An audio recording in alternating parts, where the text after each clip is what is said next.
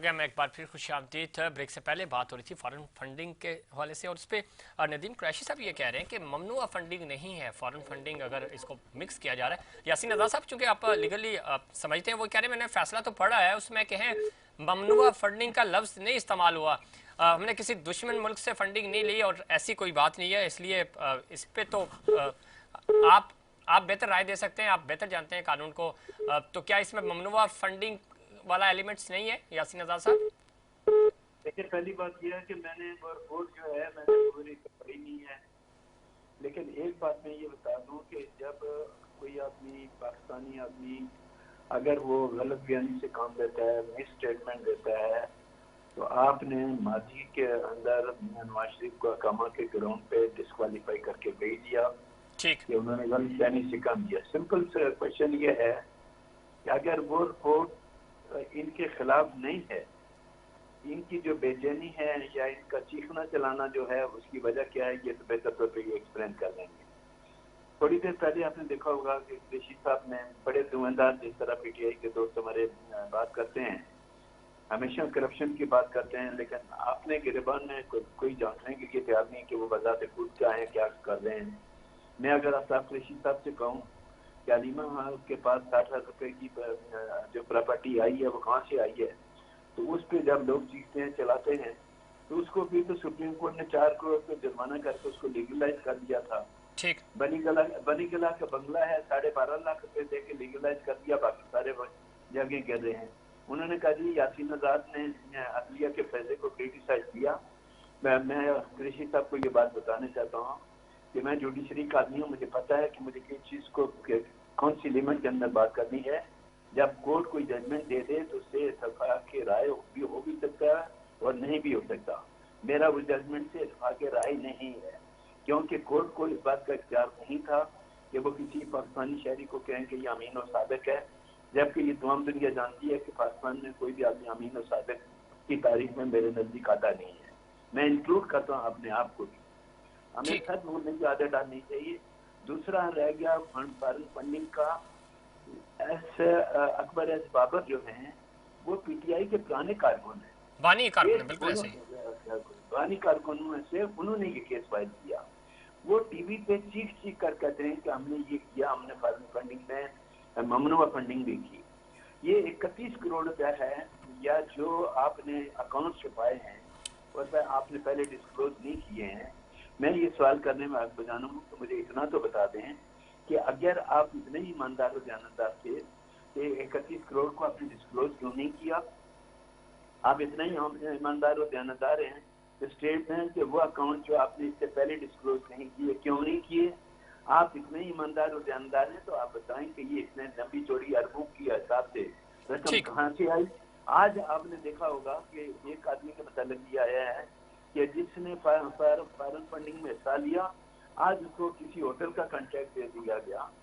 फिर मैं आपसे एक बात पूछना चाहता हूँ कि आप कहते हैं ईमानदारी के राट लगाए हुए हैं। 2018 में प्राइम मिनिस्टर ने इनकम टैक्स कितना दिया, 2019 में कितना दिया, 2020 में कितना दिया?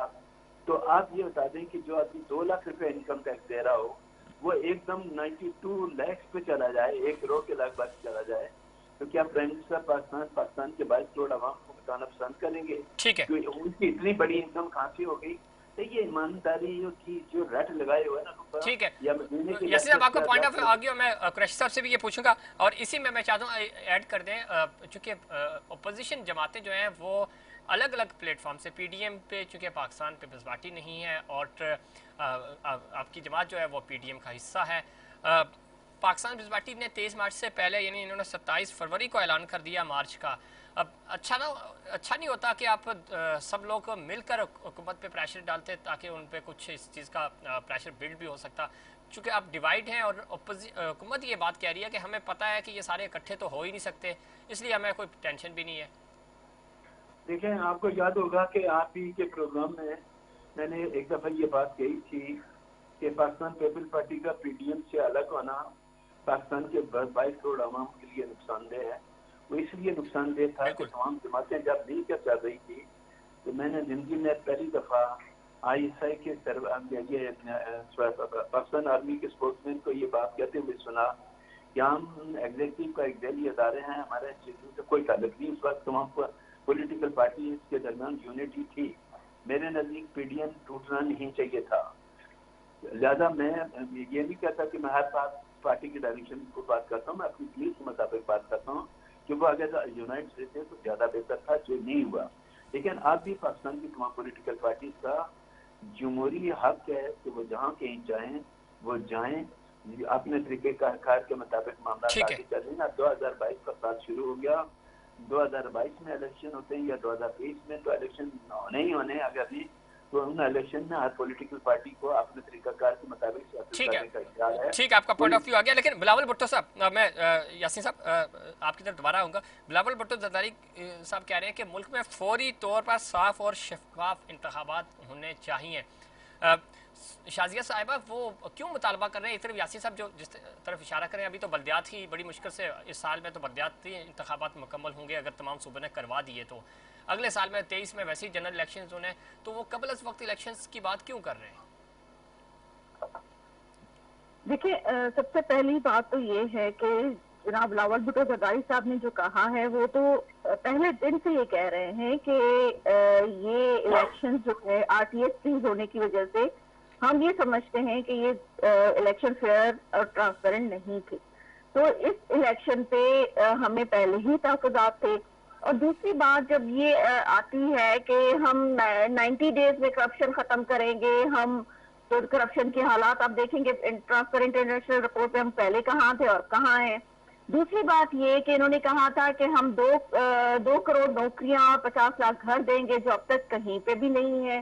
तो ये सारी चीजें जो हैं ना होने की वजह से और महंगाई जो इनसे संभल नहीं रही है, अनकंट्रोल हो रही है, जिसकी वजह से हम लोग कह रहे हैं कि अब अवाम को एक नाअहल हुकूमत से निजात मिल जानी चाहिए। ठीक, तो अच्छा, ये बात सही है। अगर ये हुकूमत चली जाती है, आपको अगर इक़्तिदार मिल जाता है, तो आपके पास क्या फार्मूला है कि आप इस महंगाई को कंट्रोल कर लेंगे और इन हालात में मुल्क को संभाल लेंगे? क्योंकि इससे पहले मुल्क आपके पास ही था। देखिए जी, सबसे पहले आप ये मुझे बताएं कि 2010 में कितने सारे प्रॉब्लम थे जो फेस किए थे जब पाकिस्तान पीपल्स पार्टी की हुकूमत थी।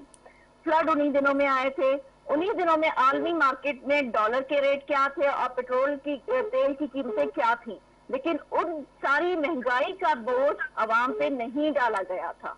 उस चीज को भी कंट्रोल किया गया था। और आप अभी कंपेयर करके देखें और तब की महंगाई को कंपेयर करके देखें कि किस तरह से संभाला गया था, कि वो चीज किसी तरह से भी डील हुई। लेकिन सूबा भी तो देखिए 18वीं तरमीम के बाद सूबा आपके पास था, 2008 में आपके पास सिंध में हुकूमत आई और मुसलसल अभी तक है। और इस दफा तो अपने आपके पास रिकॉर्ड 100 सीट्स आई हैं पूरे सिंध से।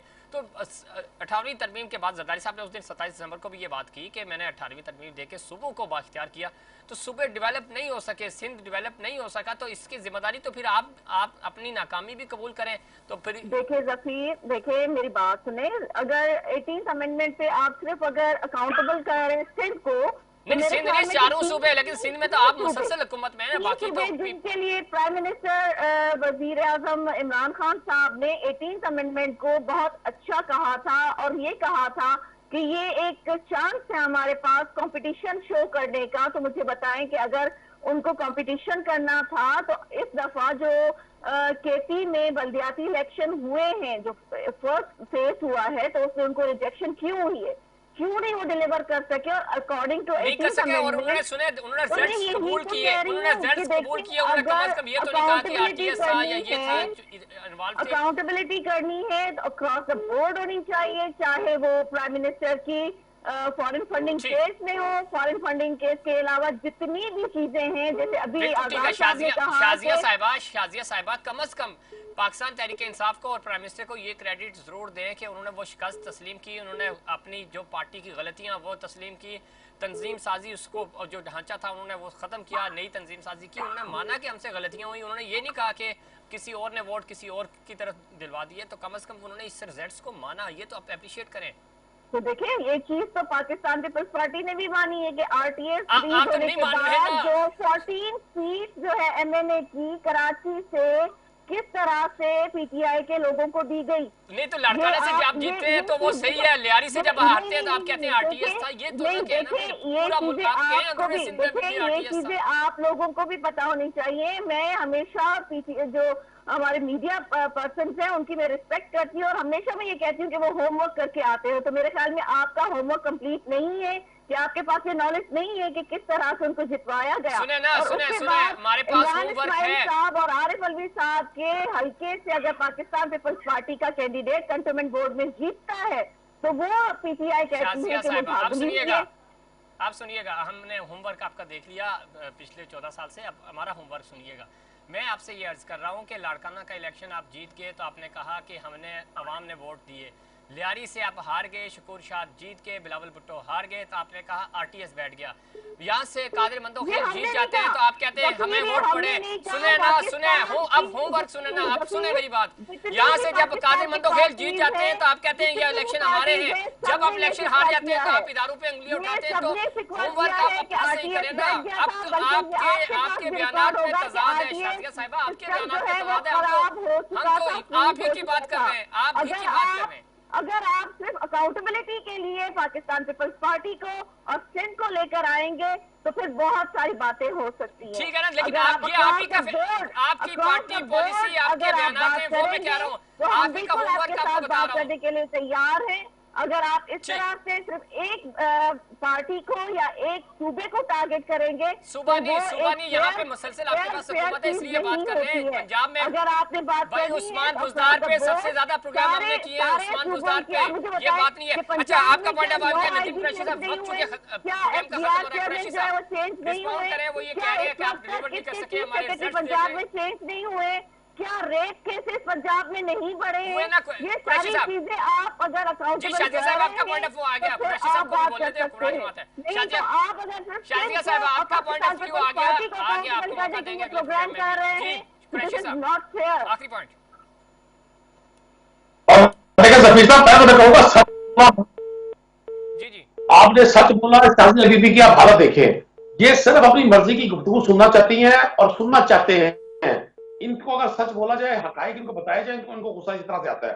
अच्छा, एक तो मेरे लिए बड़ी हैरानी की बात है कि आजाद साहब कानूनदान है और वो फरमा रहे हैं कि जी मैं सुप्रीम कोर्ट के इस फैसले को नहीं मानता। मेरे लिए एक न्यूज है कि जिस आला अदालत में ये जाकर तमाम कानूनदान जितने वकला पेश होते हैं वो ताजीमन उस अदालत को तकरीबन रुकू की हालत में जाकर उसकी ताजीम करते हैं, ताजीमन। तो वो जो करते हैं तो वो उसके फैसले को ये नहीं मान रहे। ये भी एक बहुत बड़ा एक लम्हा फिक्रिया है इस सारे सिस्टम के लिए। सेकंड बात, सच्ची बात करते हैं हमेशा अपना कुरैशी साहब जी, उन्होंने कहा जी सादिक और अमीन तो ये डिसीजन देना नहीं था। भाई उनके बारे में ये फैसला पढ़ ले, ये कानूनदान है। मेरी ख्वाहिश होती है, ये तो बहुत पढ़े लिखे लोग हैं, हम तो अनपढ़ लोग हैं। हनीफ अब्बासी ने ये अपील की थी, ये रिट की थी, ये दरखास्त दी थी कि ये सादिक और अमीन नहीं है इस ग्राउंड पर, और सुप्रीम कोर्ट ऑफ पाकिस्तान ने उन तमाम ग्राउंड को वेरीफाई करके कहा था कि ये तमाम इल्जाम झूठे हैं, ये सादिक और अमीन ने इसलिए कहा था। सर शाजिया साहब ने कहा था, देखिए पंजाब पे बात नहीं, केपी में आपने इलेक्शन हारे, मैंने उनसे यही बात की थी कि कम से कम प्राइम मिनिस्टर ने इस बात को माना कि हाँ गलतियां हुई। अब या तो गलती कोई मानता ही नहीं है ना, जो जीत जाता है वो मान लेता है कि भाई हाँ हम इलेक्शन सही हुए हैं, हारता है तो वो इल्जाम लगा देता है। केपी में शिकस्त, पंजाब में भी ऐसा ही होने जा रहा है। ऐसा करता नहीं होगा इंशाल्लाह। आप भी इधर हैं, हम भी इधर हैं। ये तो प्राइम मिनिस्टर इमरान खान इस मुल्क में मॉडर्न डेमोक्रेसी के खा हैं। मुझ जैसे किसी वर्कर को जिम्मेदारी दें और मुझे ये डिस्ट्रिक्ट एडमिनिस्ट्रेशन सारी तुम्हारी बात मानेगी, ये एक इलेक्शन जीत जाए मैं अपनी मिसेज छोड़ दूंगा। ये तो खान साहब ने इदारों में इंटरफेयर ना करके गवर्नमेंट को साइड पे करके ये सारा प्रोसेस किया। आपका और यासीन नज़र साहब बहुत शुक्रिया आप तीनों मेहमानों का, और कोशिश की हम इस वक्त जो ख़ास तौर पे अपोजिशन और हुकूमत के दरमियान एक रिफ्ट चल रही है उस पर बात करने की, और अगले 3 महीने क्यों इंपॉर्टेंट हैं और उन 3 महीनों में क्या होने जा रहा है। बहुत सारी खबरें हैं, और ख़ास तौर पे जब हम बात करते हैं, आज प्राइम मिनिस्टर ने एक बयान दिया और उसमें उन्होंने ये कहा कि आर्मी चीफ की मुद्दत में तोसी होगी या नहीं होगी, अभी कोई इस बारे में सोचा नहीं है। और अगर मौजूदा हालात का जायज़ा लें और पिछले कई दिनों से जो बातें चल रही थी और जिस तरह की गुफ्तगू हो रही है, जो जिस तरह आज प्राइम मिनिस्टर ने भी ये बात की कि बड़े मिसाली ताल्लुकात हैं, बिल्कुल हैं ताल्लुकात, और ज़ाहिर फोर्सेस एक पूरा इदारा है, इदारों के अंदर आपको पता है कि एक डिसिप्लिन है, और किसी भी इदारे के सरबराह को जब जिम्मेदारी दी जाती है तो वो जिम्मेदारी निभा, ज़ाहिर है ऑफिशियली जब सिविल हुकूमत की तरफ से कोई फ़ैसला होता है तो उस फैसले को कबूल किया जाता है। और मुल्की हालात और इस वक्त जो पाकिस्तान के हालात हैं, अफ़गानिस्तान की सूरत हाल है, इंटरनेशनली अगर हम देखें तो इसमें कुछ जो इंसाइट्स हैं वो यही हैं कि कंटिन्यू किया जा सकता है, बड़ी ख़बर आ सकती है और सरप्राइज़ होगा, और ये सरप्राइज़ आपको बिल्कुल नवंबर में मिल सकता है। और चूँकि जिस तरफ इशारा किया जा रहा है आज देखने वालों के लिए और सुनने वालों के लिए बड़ी ज़बरदस्त इसमें निशानी है, और वो ख़बर आप तक चूँकि पहुँच भी चुकी है, और ये एक मिसाली इक़दाम होगा और सरप्राइज़ होगा पाकिस्तान की सियासत में, और सिविल मिलिट्री रिलेशनशिप का जो मिसाली दौर है वो भी आपको याद रहेगा। क्योंकि जिस तरह प्राइम मिनिस्टर इशारा कर रहे थे कि ज़ाहिर एक पेज पे हैं, पिछले दिनों जो ख़बरें थीं उन ख़बरों को कल डिफ्यूज़ कर दिया DGISP ने, और मुलाकातें, बातें और ये चीज़ें तो ज़ाहिर इदारे हैं, सारे इदारे पाकिस्तान के इदारे हैं, रियासत के इदारे हैं, आपस में बातें होती हैं, मुलाकातें होती हैं, लेकिन डिसीजन क्या है और हालात हाज़रा किस तरफ जा रहे हैं, ख़ास तौर पे अफ़गानिस्तान की जो सूरत हाल है, सऊदीया की जो सूरत हाल है, पूरे चूँकि मिडल ईस्ट और तुर्की 2023 में आपको पता है कि 100 साल पाबंदियों के बाद फुल फ्लैश वापस आ रहा है, और ये सारा जो माहौल है उसमें सिविल मिलिट्री ताल्लुकात बहुत इंपॉर्टेंट हैं, और यही बुनियाद बनेंगे। और जो असल बात है वो प्राइम मिनिस्टर शायद आज के इस बयान में कर चुके हैं। ये था नाज़रीन हमारा आज का प्रोग्राम। उम्मीद करता हूँ देखिए प्रोग्राम्स की तरह आज का प्रोग्राम भी आपको पसंद आएगा। मुझे और इनसाइड पाकिस्तान की पूरी टीम को दीजिए इजाज़त। अल्लाह निगहबान।